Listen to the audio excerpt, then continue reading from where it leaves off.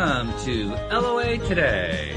I'm Walt Thiessen. With me today is entrepreneur and Abraham Hicks fan Louis D'Souza. This is your daily dose of happy.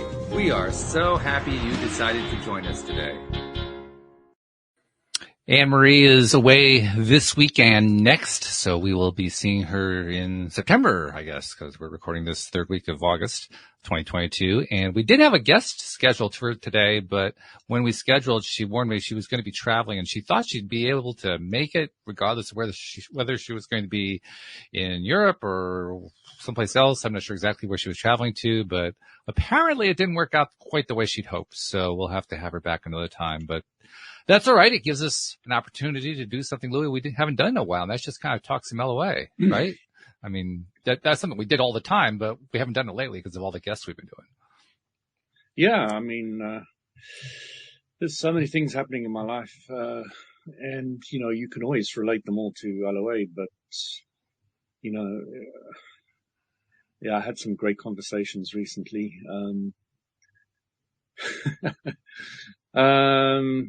Yeah, I don't even know where to begin. There's just an array of different things going on in my life at the moment. So, but let's start with you. How's your life at the moment?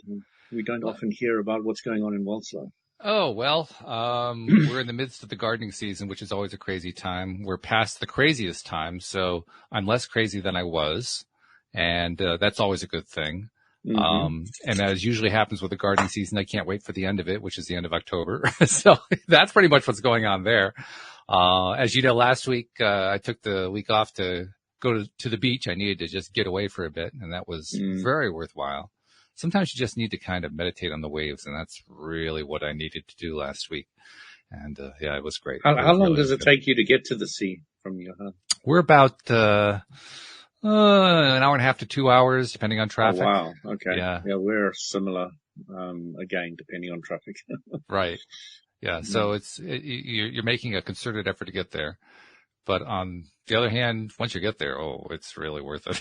It's really, really worth it. Yeah. It also depends on which sea. If I want to go to Brighton and go to a stone beach, it's, 45 minutes on a good day, but otherwise right. It can go up to an hour and a half just to get to somewhere which, if there was no traffic, would take 25 minutes. Right? Yeah.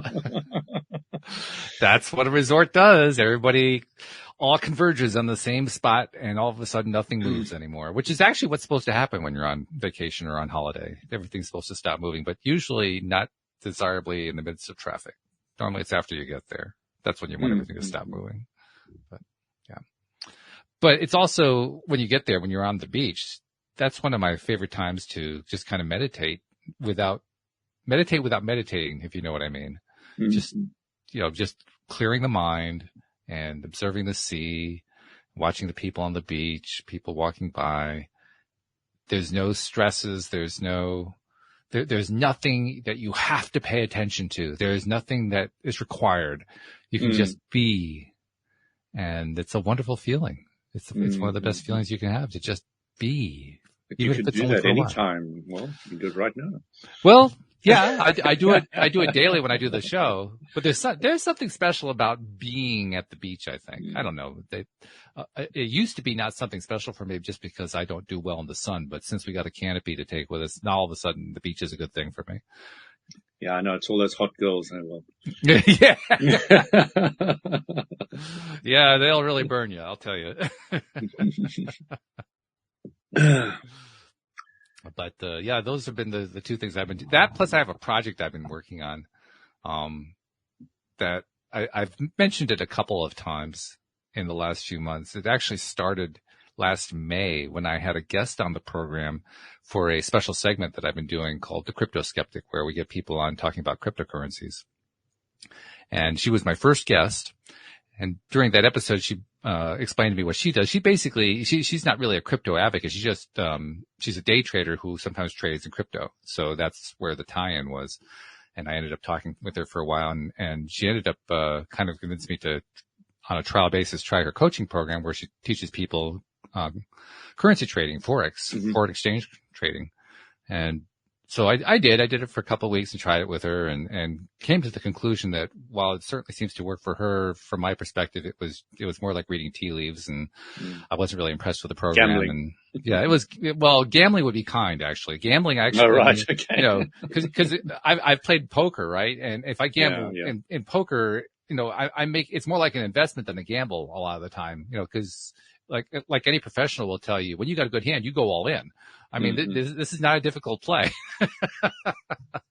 So yeah, that's pretty much what that's like. But this is more like you can see the tea leaves of poker. You can see the tea leaves. Yeah. Well, in this case, the tea leaves are little lines that point up and down and left and right and have colors and so forth. And they don't tell you what the colors mean, and they don't tell you what the lines mean, because that's all proprietary information.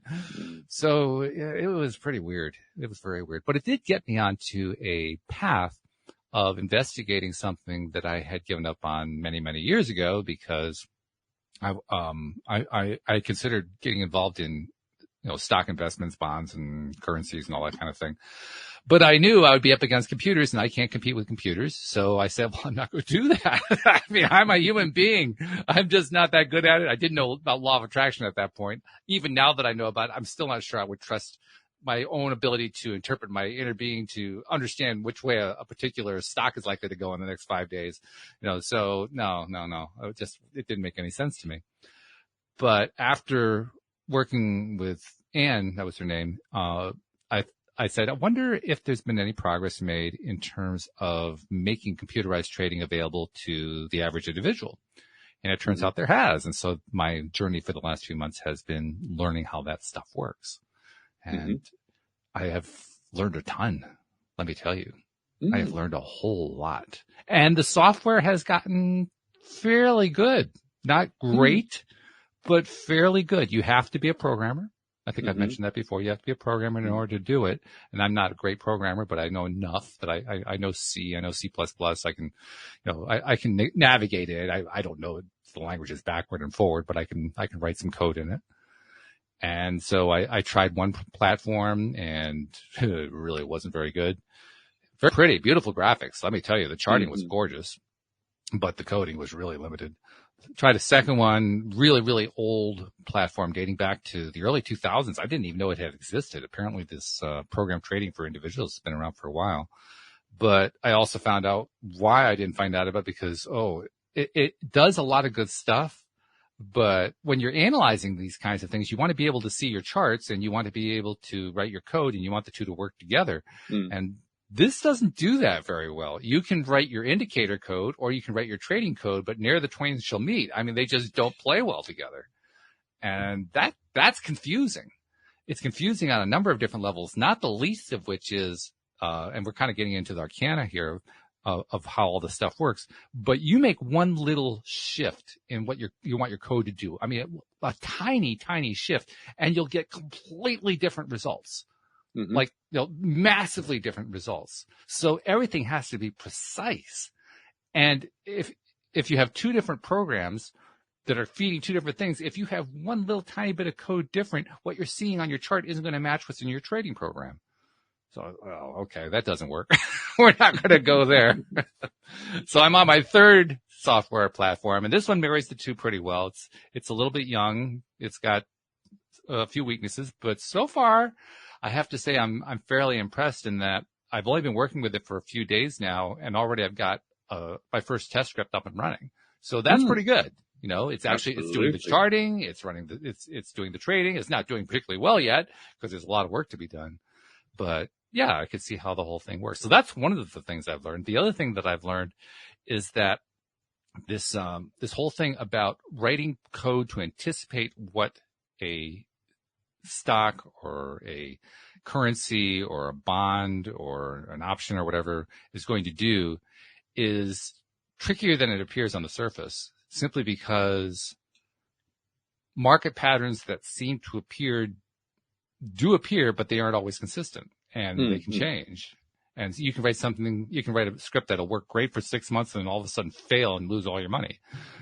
So it's challenging. And one of the big things I like about this particular program I'm looking at right now is that it gives you the ability to test your code against a currency or a stock, or whatever, over years, over like a 20-year period. So you can run it against almost any kind of trading scenario that occurred. It still doesn't guarantee you're going to always do well with it once you get it working well, but it gives you a lot better chance that way. So I'm having fun with that. I'm enjoying doing that. That's good. I mean, that's the important thing, is they're having fun. So I'm not spending any money on it yet. I won't spend any money until I know that I've got something. I'm an investor, not a gambler. Even when I gamble, I'm an investor. I don't gamble. Well, there's risk and there's calculated risk, isn't there? Exactly. Yes, and I prefer the calculated kind. The uncalculated kind scares the daylights out of me. Yeah, it's a lot of fun. So that's what's going on with me. You know what they say, only the bold, courageous, and adventuresome get to God. I suppose that's true. And I was not bold and courageous for many years. I wasn't. I was timid and shy and broke. Yeah. Interesting, isn't it? Yeah, they go really together. Interesting. Yeah. Well, they're the same mindset, really. Yeah, we've been driving the new car around recently, and you got the hybrid. It's such an easy, smooth car. You know, you don't feel like you want to speed at all. But then you put it in sports mode, and the thing really has got some bite in it. Oh, does it? Okay. It's really got some bite. So, overall, I'm massively impressed with it. It's the Kia Niro hybrid, the Niro plug-in hybrid. And, every time I go and pick up my wife or anything like that, it hardly uses any of the battery. So all the local trips are all free because it's on the battery. And of course the battery's charged with the solar panel. So that's all very, very useful. To feel for the first time in my life that I'm not paying to travel. I mean, there might be a little bit of wear and tear in the car, but that would come in any case, so. Well, it's the cost of the car too, but still. Yeah. The nice thing about a hybrid is that it has a lot fewer moving parts in some ways. Not as few as an electric car, but it has fewer. I don't know, because it's got both an electric engine and a hybrid engine. I think it's got more moving parts. Well, okay. It has more moving parts when you're running on fuel. It has fewer moving parts when you're moving on solar. Let's put it that way. Yeah. And it was interesting. It's a lot more expensive, to pay for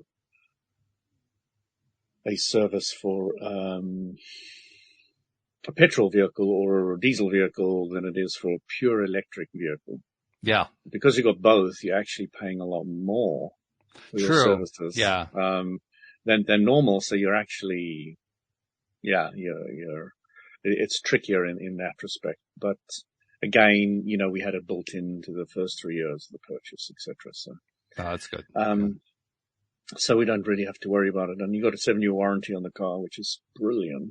Don't know any other cars that have got that, but it's just such a smooth ride. And I'm happy as a pig in Palestine that I don't have the Jag anymore. I'm really happy to have moved forward into something more electrical, even though it's not full electrical. Although the next one I think would definitely be full electrical. I think I understand enough about it already that I can make that jump quite quickly. So within 3 years, I'll probably go full electrical. Okay. But yeah, it's all really quite exciting from the point of view is that sense of freedom to really travel, jump in the car all the time and go riding around the place because it's free. And literally because, the electricity, we use it on hot days and we charge up the car, and you've got 40 miles, radius, so you can go, just potter around and, 20 there and 20 back. So it's not a massive radius, but, if you run out, you just use you automatically kick in the petrol. So right. It's not really a bigger problem, but yeah, it's all exciting. What else? So yeah, I was at a Rotary meeting and, they were having a discussion, and I was telling them I don't really have many rules for my kids, and they were like, couldn't believe me, I've got a teenager, but she's delightful, couldn't believe me. It's like, I was like, okay. And then they said, well, do you have a bedtime, scenario? And I said, no, go to bed whenever they want to, even my 6-year-old. I've never had a sleep time. Yeah, my wife might encourage them to go to sleep, etc., but I just leave them to be. And so what happens if they get up late and tired? I said, well, they must explain to the teacher why they're tired. I'm not going to do that. I'm not going to get involved with that. But they learn that, if I'm tired, I must go to sleep. And this is a natural thing that everybody has to learn a long time, and you can learn it at a very, very young age. You don't have to be forced to do this, that, or the other. And, you get a lot of cross-questioning about how this whole thing works. What happens if the boyfriends come? I said, well, she can have a boyfriend. Well, where's the problem? When's they have a kid? They have a kid. Where's the problem? Why do you want to make problems? I make solutions, Well, people are so used to looking for bad things. You're going to bring the shotgun out with the boyfriends coming. Yeah. I'm going to invite them around, have a chat with them. I want to get to know them. I said, my daughter tells me everything that's going on at her school and her relationship with different people and the dynamics that are going on in her class. We chat all the time about those things. And I'm fully aware of what's going on. It makes me realize there's actually a connection between the first thing you talked about and the second. You first talked about how there's no bedtime. You don't specify a bedtime. Mm-hmm. And it occurs to me that the main reason most parents who set a firm bedtime do it is because they need it for their schedule. Exactly. Not the kid's schedule. So they're doing it because it meets their need, which is understandable, but no, it's not understandable from this point of view. Well, they don't bother me when they don't go to sleep late. I don't let them. They're not going to come and bother me because they're staying up. Doesn't work that way. I don't tolerate that. My time is my time. I'm on the podcast. Nobody comes around. It's just the way it is. Yeah. And, there's certain understandings of, my time, your time, and I respect yours. You respect mine. Let's carry on. I don't mind if she learns that at 6 years old or 5 years old or 4 years old. The sooner they learn it, the better. And then they said, well, a teenager, they were going to rebel against what? I got no rules. This is true. What rules are you going to rebel against? You can go out if you want. Just tell me, that might be a rule, but it's just a suggestion. I can track you on your phone if you. That's the beauty of modern technology, right? It's easy to track. I mean, they can track me too. So, it's all good and well. I mean, there's nothing hidden. I think the reason I said that it's understandable is that people it's understandable because of my understanding of how people think and how people behave. And people think and behave from the perspective of what you and I would call lack or fear. And the fear is an endless list of things to be afraid of. So if you're afraid of enough things, especially for your kids, it's really understandable. It's not difficult to understand at all how you would be afraid about, giving the child the freedom to decide when they're going to go to bed, because, oh my God, you can come up with a whole list of things that can go wrong. And very likely, because you came up with a list, some of them will go wrong because you came up with the list. That's the only thing that's missing from the conversation. Who came up with the list? Yeah, I mean, like my eldest daughter Isabel, she started walking to school by herself with a friend, at the age of 8. And now my 6-year-old wants to walk to school by herself at 6. Mm-hmm. And this is, her asking, desperate to walk by herself, and, there's the other parents are just shaking my head. So I saw Eloise walking to school by herself, because I've been leading her a little further and further away from the high school, from the primary school. The parents are seeing her walk by herself, and they take her under her arm and they walk her in. I'm getting myself in trouble because the other kids are saying, I want to do it too, Mom. Sure. Oh, yeah. If Eloise can do it. So, I have to be careful how we were playing it. But, now my youngest one can walk with my oldest one to school. Even though she's a little bit early, she can just wait outside with a queue of other parents and kids. Yeah. So, just slowly breaking her into doing more and more herself at ages that other parents in this area would not do it. Of course, my brother, who was in South Korea, was saying that a kid like 3 years old was getting on a bus, and all the people on the bus knew this kid got on all the time, looked after them, make sure they got off at the right one. Right. And the right stop. And, so, in different countries, everything's completely different. It also depends on what kind of area you live in. I mean, if you live in a dangerous area, you wouldn't want to do that. But if you live in a relatively safe area, then I mean, you can teach the child how to. But again, if you understand LOA, you can be safe in a dangerous area. Well, you can. I just wouldn't necessarily recommend it. I wouldn't recommend it if people are fearful of it. Yeah, it's like well, I just know how most people are. Who's watching me dunk my 3-month-old into the bottom of the deep end of the pool and come up with a huge smile on their faces, and he's shocked. He's looking at me like, "How can you do that?" I said, "Well, if I were you, I wouldn't do it with your kid with that kind of thinking. So you can give me your kid and I'll do it with them. That'll be okay. But you take your kid and don't." Yeah, that'll work. I'll love that reaction. Oh my goodness. That'll be precious to see that reaction on their face. But yeah, no, I totally get what you're saying. And that's why I would be concerned about it, just because I know what kind of mindset the average person has. I mean, the guest I had on Friday, she actually had a statistic about it. She said, do you know what the average number of negative thoughts is or what the percentage of negative thoughts is that the average person has every day? I guessed 80%. And she said, yep, that's exactly right. 80% of the thoughts are negative. And you think of it that way, you say, oh my God, no wonder we got so much contrast going on in this world. Whew. So when we're looking at it, I mean, I don't know how anybody would judge that. I think it must be less, otherwise the person would be dead.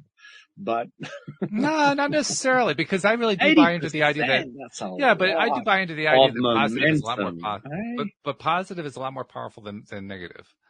And I think that's what makes the difference. That's what balances it out. So you could have 80% negative thoughts and the positive would still outweigh the negative, just even if it's only 20%. I'm still confused about the positive anymore, because the universal law of attraction doesn't care if you're positive or negative; it'll just amplify. No, but the difference I think is that positive asserts something, negative simply fears it. It's lack of it, and lack is nothing. Okay, that's interesting. Assertion is something. So you're actually working with an actual matter when you're asserting something. When you're working with negation, you're working with lack of something, so absence of something. And nature abhors a vacuum, so things fill in, but it's not really the same thing. So what else happened? Then I said I've applied for a nudist gym. Oh, really? Okay. They actually have nudist gyms? Yeah, Wow. They actually have one here, and it's kind of like a family kind of orientated thing. And, interesting. In the application form, I have to say the UK is a lot more open-minded than I thought they were. That's pretty impressive. Well, there's few people who go there. Believe me, they're small and few and far between. It just happens to be down the road from me. It's just pure luck, I suppose. To find another one of those kind of places is not going to be easy, and they scrutinize you quite heavily. So, so she said, "Oh, you're a nudist?" I said, "Yeah, I'm a nudist." And, nobody seemed particularly shocked. So, I said, I say what I normally say about nudism is one of the things I learned over the time of becoming a nudist was, why the hell are people wearing clothes? What are they got to hide? And, I brought that up as well. And they were like, "Oh, yeah, well, I've got a lot to hide." That's exactly. What have you got to hide?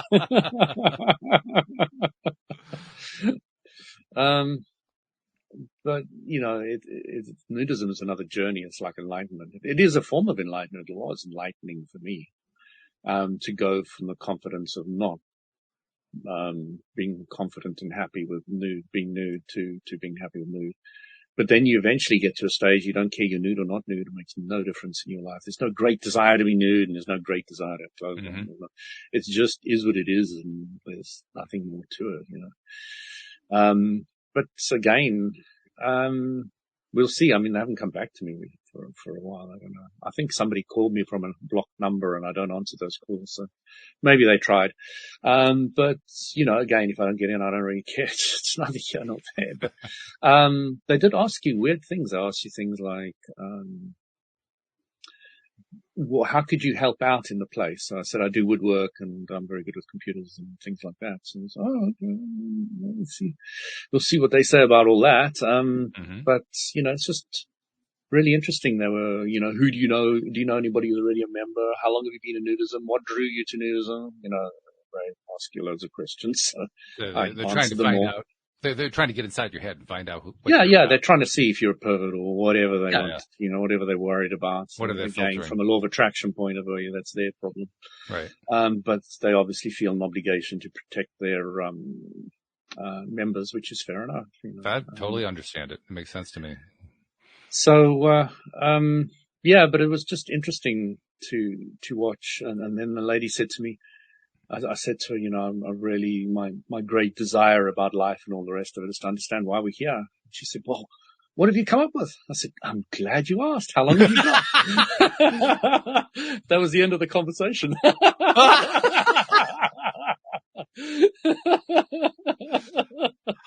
Oh, dear.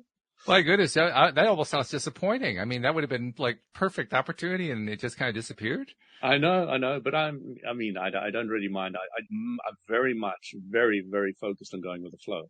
If the flow changes, I just go with it. I don't stop and say, "Hey, you asked me a question, I'm going to answer it." But yeah, it was fun because these guys are a very different mindset to where I'm at. So. The one lady said to me, they're talking soil. Such a boring topic, but you made it so interesting. So I had a lot of fun with these guys, and I'm having more and more with them. But have you done any? Have you discovered anything new and interesting about the soil thing? Because I know you've been kind of focused on it for quite some time now. We haven't talked about it in depth in a while. Yeah, I mean,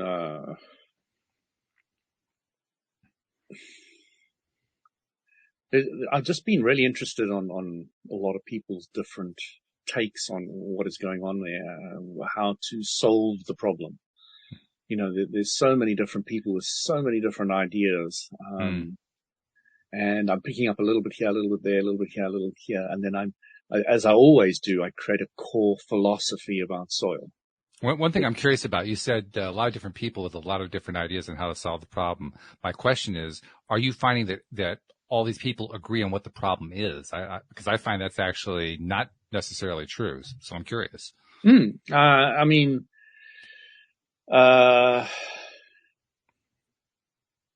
I understand the law of attraction, and my focus is very, very much soil, and it's very difficult to deny that soil is being degraded. The facts are black and white. It's very easy to see.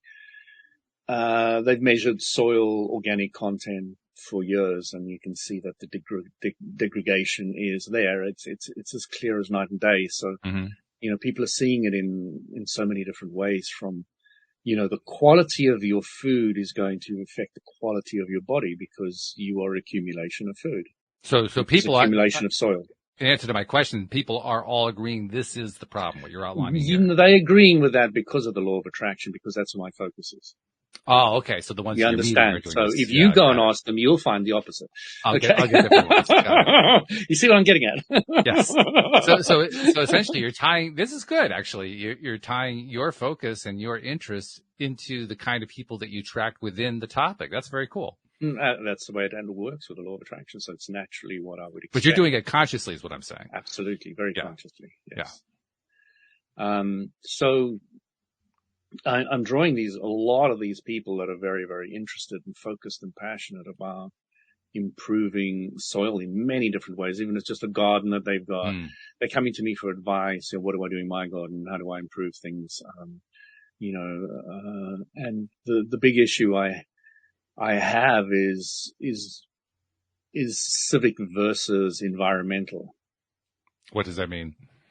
So let's say Rotary, for example, they would say the environmental people should be planting trees. Okay. So 1 or 2 trees here, there, and everywhere is not going to make much difference to anything. Okay. So there's a park next to you and there's a tree that's come down. We want to replace it. That's a civic issue. It's not really an environmental issue. That's what you mean by civic. Gotcha. Okay. Civic, people picking up all the plastic. No, that's a civic issue. It's not an environmental issue. So I want to really get people to understand what an environmental issue is, because they don't already. They think it's these small little things, and it's not. Well, sure, because that's what they've been taught. When you make it the big thing that it really is, then they think they can't do anything. Mm-hmm. Okay, so now I've got that problem that I've come with at the moment is, what do I do for something like my local Rotary Club that is environmentally orientated, that's not too big for them to perceive that they can do anything? Interesting challenge. And that's what my bowl of contention is at the moment. And I'm really mulling over it and not coming to a huge amount of conclusions. Oh, I'm just going to ask, have you gotten anywhere with it? Apparently not. Not Okay. particularly, no. So, if anybody's out there listening to this and they've got some ideas on how to do it, because education's one of them, and, one of them's a teacher and he's going into the geography class to teach, and he's going to get me to come into the class and teach. I'm sure he can get the teacher to do that. But then if they're impressed with it, maybe they'll get I'll be able to go in front of the whole school, etc. But, it's a step-by-step process of getting into all the different environments and talking to people about these things, because I think education of what is and what isn't is one of the biggest key points to helping raise the awareness. So if you're going to buy something now, you're a little more aware. Let's buy locally. It makes a lot of sense on so many levels, but once you understand the whole process, it makes more and more and more and more sense. Locally, as in, let's start growing it in my own garden. Let's grow some herbs or on the balcony, or, just something, just getting more and more involved with getting your hands in that soil. And of course, I've talked to you about the incredible 4.7 hertz that the planet Earth vibrates, which is incredibly healing. And they've had so many studies out there. You can go look on the internet about how it's the earth. If you immerse somebody into the earth, either with just planting stuff or digging stuff up or whatever, or walking or burying yourself half, your legs inside the sand on the beach or something, getting around to that wet area where you can really connect to that vibration. You really, you start feeling calmer. If you're one of these really agitated people, you stick your feet into the sand, or you walk, or you swim in the sea for a while, you really start feeling more invigorated in the environment and more balanced, and, all those things start happening. So, it's not rocket science. You can go test it yourself. Oh yeah. It's one of my favorite things to do at the beach. I mean, literally sitting in my chair, watching everything, and literally I'm digging my toes into the sand. Yeah, right into the sand. Yeah. I mean, I always go into the lotus position and just kind of dig myself in a little bit and get the wet. I'm not crazy about it, but yeah, I understand. Yeah. No, it's just because I can do the lotus. It's easy for me. So, I could do the lotus when I was 14. I mean, it's crazy. I even cut this little table that I'm on at the moment so that I can spread my knees a little bit more to do the lotus. So I'm sitting in the lotus at the moment. Oh, you are? Okay. And it's just such a comfortable posture. I can stay in it for hours. I'm glad you find it that way. I found it painful, but I'm glad it works for you. That's great. Exactly. I mean, it wasn't always this way. In the beginning, it wasn't very painful. Okay. Yeah. But as you move and get the joints loosened, then, it becomes easier and easier. And the great thing about the lotus is how it straightens the back, I would force you to, I think, yeah. Yeah, it does. A full lotus does. Half lotus doesn't. Folding your legs doesn't. But the full lotus really helps that back really sit up nicely. And so what else has been happening? I haven't been to the club that often. I was in the nudist area in Austria, and in all the swimming places we went there, as usual. And I went in one room, and I just sat down. I mean, I didn't even look around the room much, and somebody was coughing or something. So I looked around and I suddenly saw everybody was a woman. Like, okay. So I said to them, is this a woman's only place? And they said, no. And everybody was laughing. They said, if it was, we would have told you.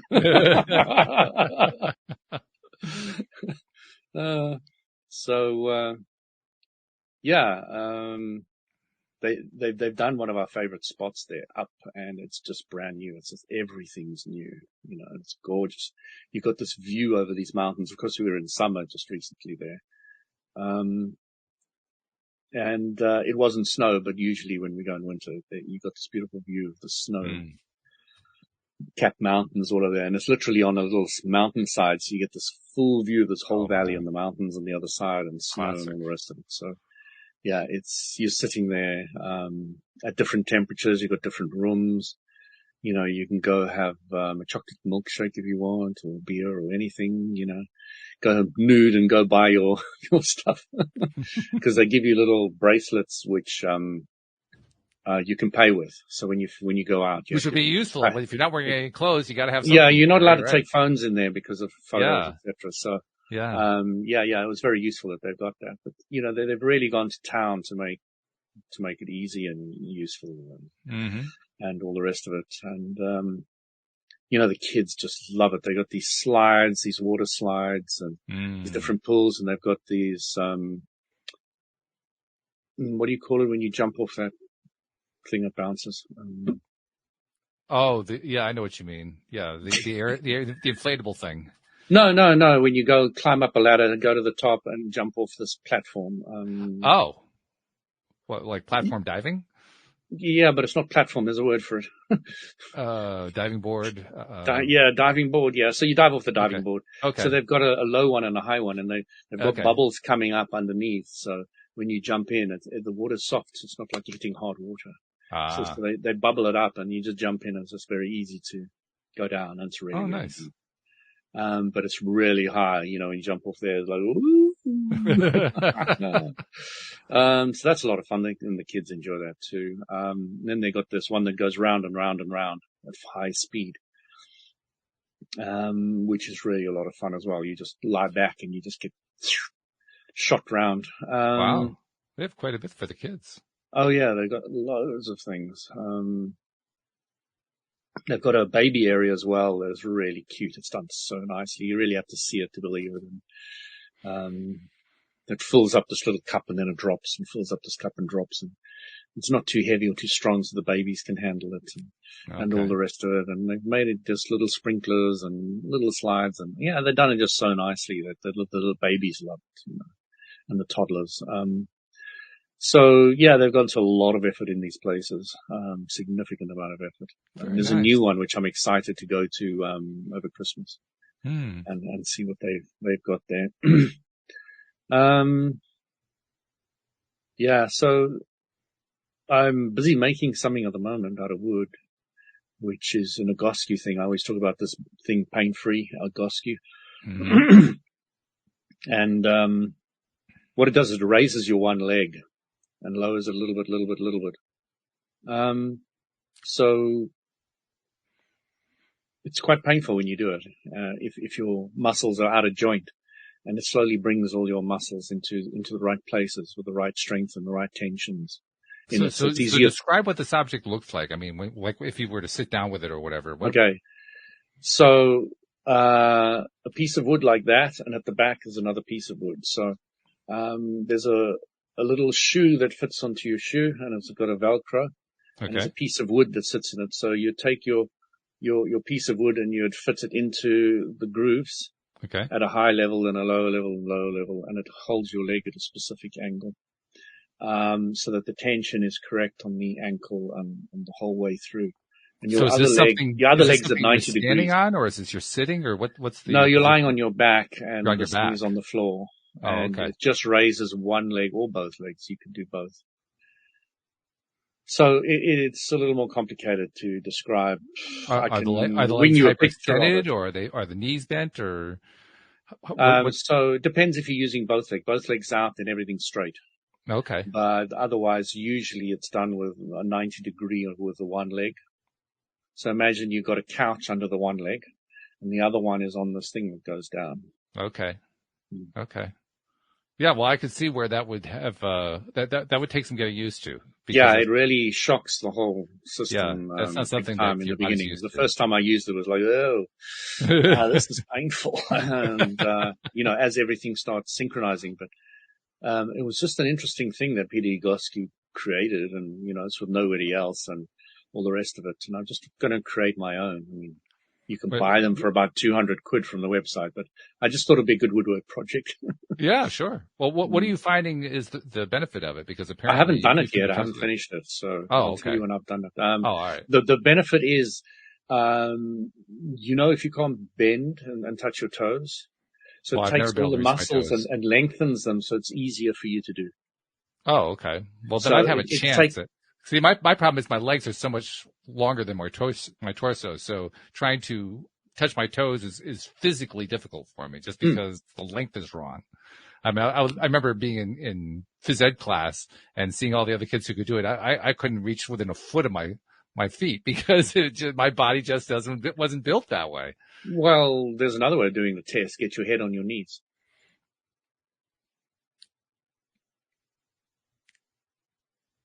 I'm wondering if I could do that. I'm trying to imagine if I could have done that. I don't know. Yeah, I mean, you don't have to be curtailed by the idea that you can't touch your toes because of the dimensions of the body. So what it is, it's all about getting that stretch in the back and the legs going so that you can move forward. Okay. Interesting. What else? So doing more and more meditation, stilling the mind and, contemplating what is enlightenment. And it seems to be becoming clearer and clearer and clearer to me. And I can talk about that a little bit. So, if you say you want to pursue enlightenment, you can't pursue something you don't know. You can pursue something you do know. But when you're pursuing something you don't know, you can't. Yeah, so it becomes an interesting question in terminology. What do you call it when you're going after something that you don't know what it is, but you're aware that it's there? Exactly. So it's a little bit like a dog chasing its tail, Kind of. Yeah. So you're going round and round and round and round. I don't know if you've ever done this, but I heard about this recently. If you tickle a dog's tail and, they don't know it and they'll run round and round and round, right? Oh, yeah. See what's there. So that's a little bit like a human, if you want to find enlightenment, you need to, I found understanding the law of attraction to be very beneficial. So Abraham Hicks has said on numerous occasions, get ready to be ready to be ready to be ready to be ready to be ready. So looking at it from a different dimension, you're focused on stilling the mind. You're just focused on that and you're just going forward and going forward and going forward and going forward and going forward. You're not thinking about anything else. You're not doing anything else. You're not going anywhere else. You're not being anywhere else. And if you're just walking straight and you just continue doing whatever you want to do and you continue and you continue and you continue, eventually you're going to move forward, aren't you? You're going to move. You're going to get there. Sure. So, if you're walking in a straight line and you keep on walking and keep walking, eventually you're going to get somewhere. I mean, I know the world's round and you might catch your tail. That's a long walk. But and a few ferries and ships in there too. Yeah. But you get the point is you're really getting ready. And if somebody wants to give a focus, you can have love or compassion or joy or ecstasy or hate or terror or whatever you want to, but keep on going in the same direction, Eventually you're going to get there. I'm curious about something because you referred to it as enlightenment. A lot of people call it as enlightenment. To me, the word enlightenment actually doesn't enlighten anything for me. It doesn't make a lot of sense. I absolutely agree with you. I use that word because it's what a lot of people would use. Yeah, but what do you think? What does it mean to you? Alignment. Okay, I get that better. Yeah, exactly. So what it is becoming more aligned to your vortex or what you want and where you want to go.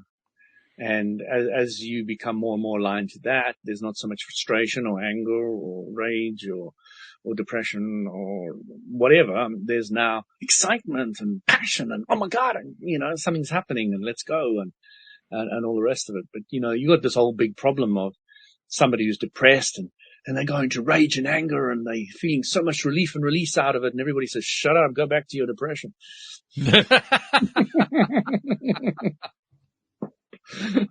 I laugh. It's not funny, but it's not funny, no, but it is laughable. Yeah, but it's because it's exactly what happens. Yeah, it's exactly what happens. That's true. And we need to understand the emotional guidance scale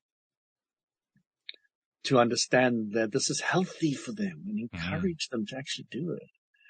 And it's a journey for people to understand the way it works.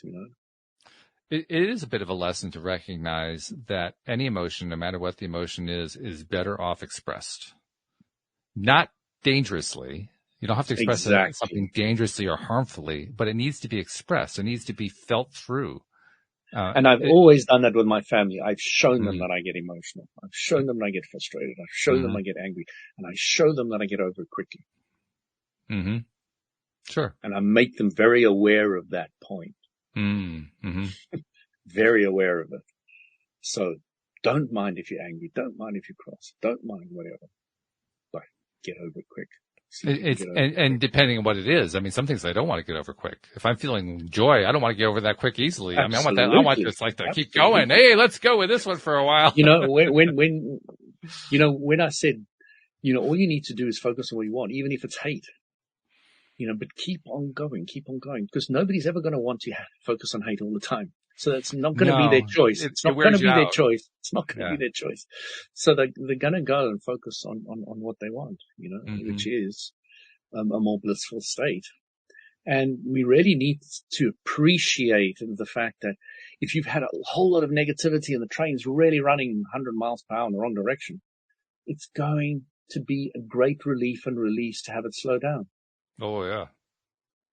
Just have it slow down. We need to appreciate the steps involved in the process. That's the closest I can come to understanding the word enlightenment, because the closest I can come is to realize it's kind of like a light turned on. The awareness. Oh, I get it now. That's the enlightened part. Like, exactly. Of course.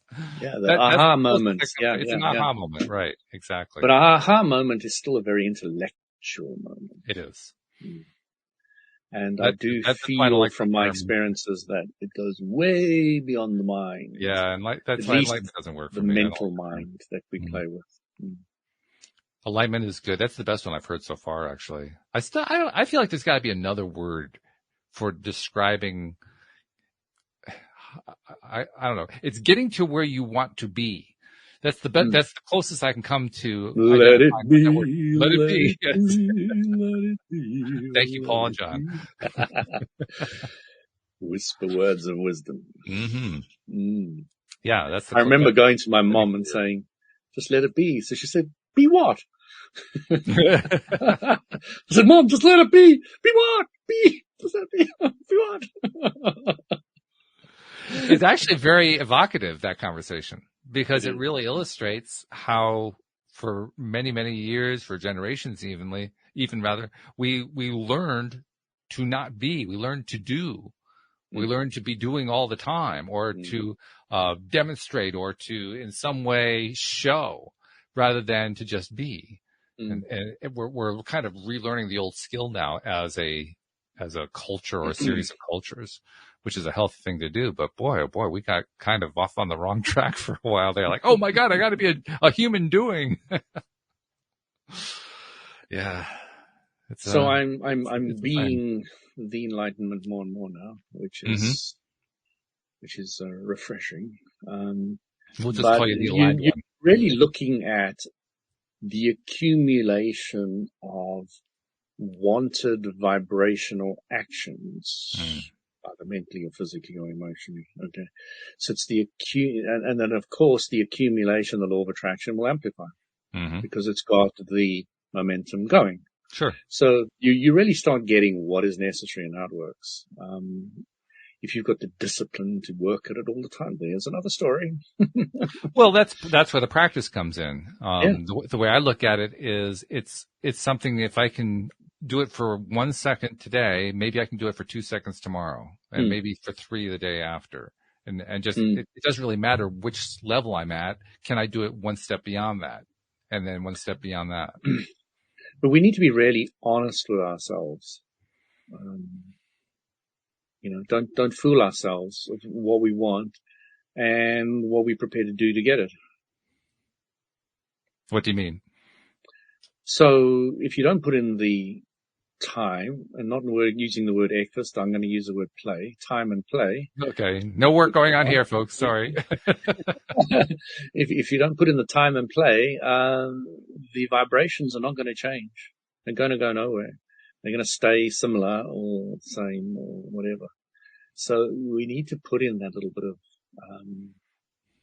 direction to our focus and get something moving, And well, that's the practice. There's no place for the enlightened student with laziness, really.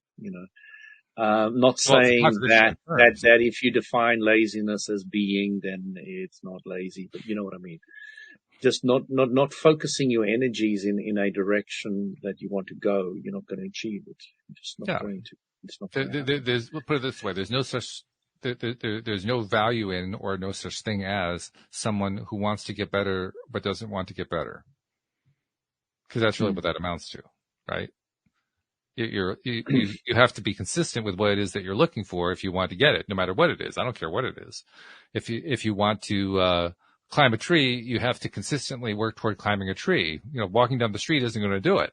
At some point, you have to go after the tree. Exactly. And, there's a lot of people that's goal is not enlightenment.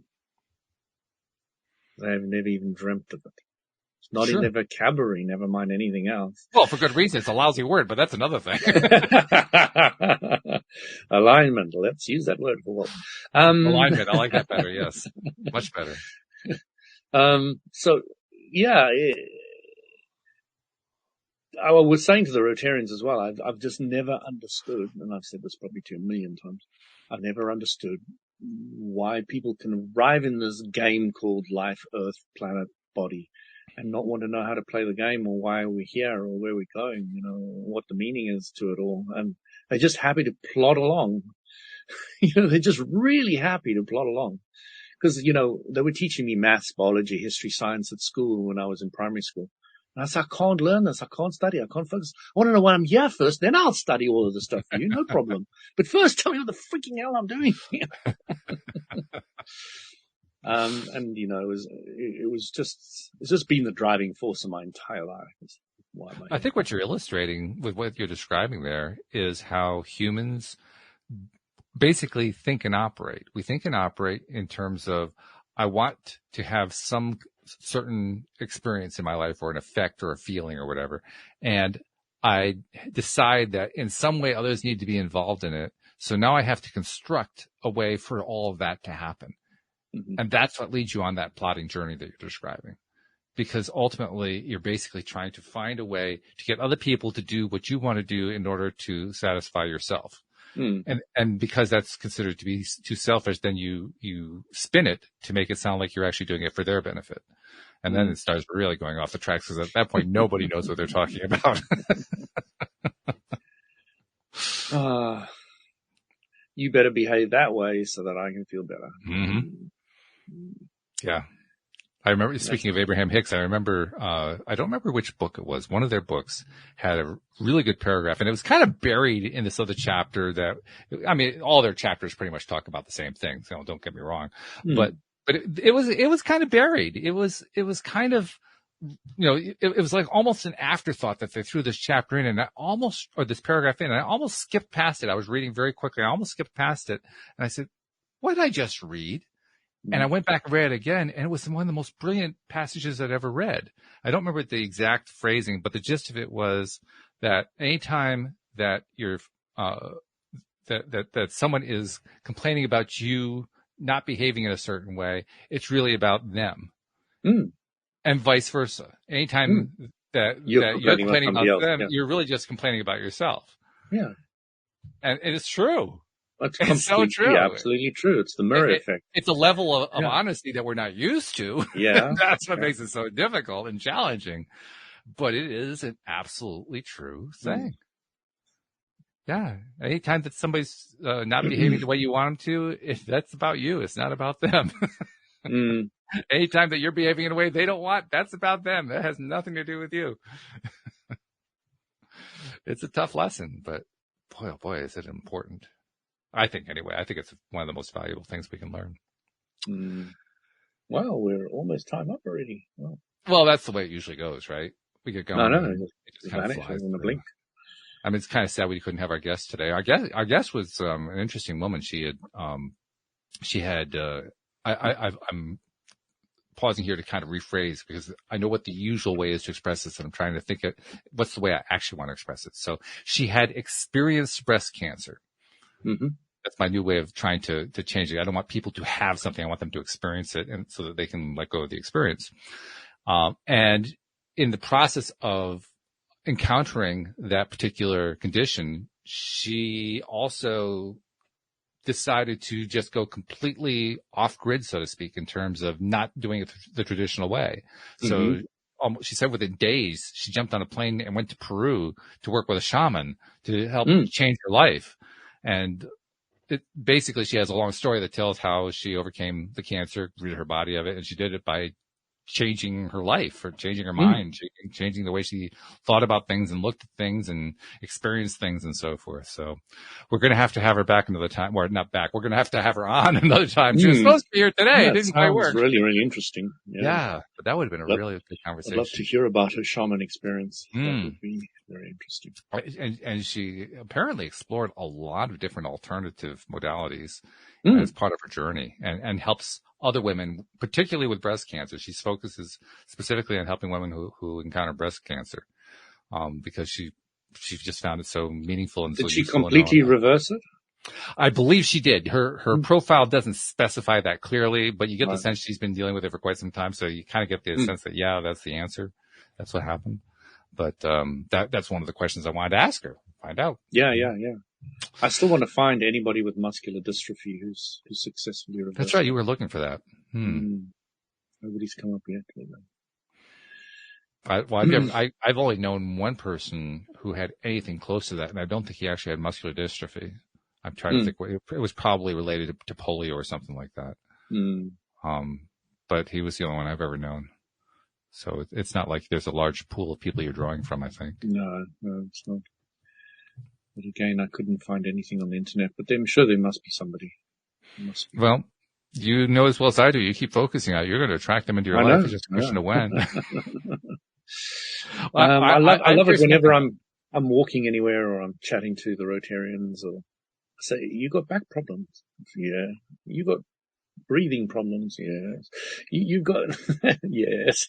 Because you just start seeing it so clearly after a while, what's going on in people.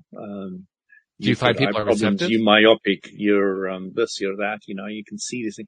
But the mostly things that happen to me, so, it's easy when you draw on your own experience and you've reversed it, you can really see quite clearly in others to a large degree.